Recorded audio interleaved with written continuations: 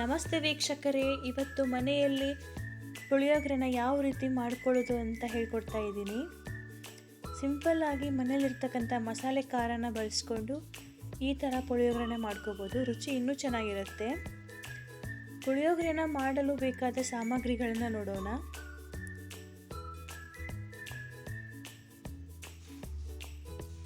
ಒಂದು medium size ಈರುಳ್ಳಿನ ಚಿಕ್ಕದಾಗಿ ಕಟ್ ಮಾಡಿಟ್ಕೋಬೇಕು. ನಂತರ ಸ್ವಲ್ಪ ಜಾಸ್ತಿನೇ ಬೆಳ್ಳುಳ್ಳಿ ತಗೋಬೇಕು. ಸ್ವಲ್ಪ ಕೊತ್ತಂಬರಿ, ಸ್ವಲ್ಪ ಕರಿಬೇವು, ಸ್ವಲ್ಪ ಶೇಂಗಾ, ಕಡಲೆಬೇಳೆ, ಸ್ವಲ್ಪ ಉದ್ದಿನಬೇಳೆ, ಸ್ವಲ್ಪ ಮಾಡಲು ಬೇಕಾದ ಉಪ್ಪು, ಮಸಾಲೆ ಖಾರ, ಹುಣಸೆ ಹಣ್ಣಿನ ರಸ ನೆನೆಸಿಡಬೇಕು ಒಂದು ಸ್ವಲ್ಪ ಮುಂಚೆನೇ. ಪುಳಿಯೋಗರೆಗೆ ಬೇಕಾದ ಅನ್ನ, ಒಂದು ಕಡಾಯಿಗೆ 1 ಟೇಬಲ್ ಸ್ಪೂನಷ್ಟು ಎಣ್ಣೆ ಹಾಕಿಬಿಟ್ಟು ಸ್ವಲ್ಪ ಸಾಸಿವೆ, ಸ್ವಲ್ಪ ಜೀರಿಗೆ,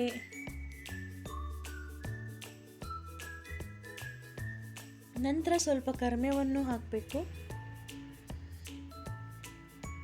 ಶೇಂಗಾನ ಸೇರಿಸ್ಬೇಕು. ಪುಳಿಯೋಗರೆಗೆ ಶೇಂಗಾ ಇದ್ದರೆ ತುಂಬ ಚೆನ್ನಾಗಿರುತ್ತೆ. ಸ್ವಲ್ಪ ಉದ್ದಿನಬೇಳೆ, ಸ್ವಲ್ಪ ಕಡಲೆಬೇಳೆ ಚೆನ್ನಾಗಿ ಫ್ರೈ ಮಾಡ್ಕೋಬೇಕು ಎಣ್ಣೆಯಲ್ಲೇ. ನೋಡಿ ಯಾವ ಥರ ಫ್ರೈ ಆಗಿದೆ ಅಂತ. ನಂತರ ಒಂದು ಬೌಲಲ್ಲಿ ಎತ್ತಿಟ್ಕೋಬೇಕು. ಒಂದು ಈರುಳ್ಳಿನ ಸೇರಿಸ್ಬೇಕು, ಸ್ವಲ್ಪ ಬೆಳ್ಳುಳ್ಳಿನ ಹಾಕಬೇಕು, ಚೆನ್ನಾಗಿ ಫ್ರೈ ಮಾಡಬೇಕು. ನಂತರ ಸ್ವಲ್ಪ 1 ಟೇಬಲ್ ಸ್ಪೂನ್ ಮಸಾಲೆ ಖಾರನ ಸೇರಿಸ್ಬೇಕು. ನಂತರ ನೆನೆಸಿದ ಹುಣಸೆ ಹಣ್ಣಿನ ರಸನ ಸೇರಿಸಿ ಚೆನ್ನಾಗಿ ಮಿಕ್ಸ್ ಮಾಡಿ. ಲೋ ಫ್ಲೇಮಲ್ಲೇ ಮಿಕ್ಸ್ ಮಾಡಬೇಕು.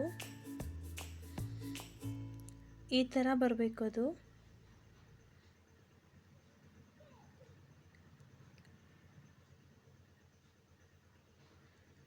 ನಂತರ ಗ್ಯಾಸ್ ಸ್ಟವನ್ನು ಆಫ್ ಮಾಡಿ ಕಡಲೆ ಬೀಜನ ಸೇರಿಸಿ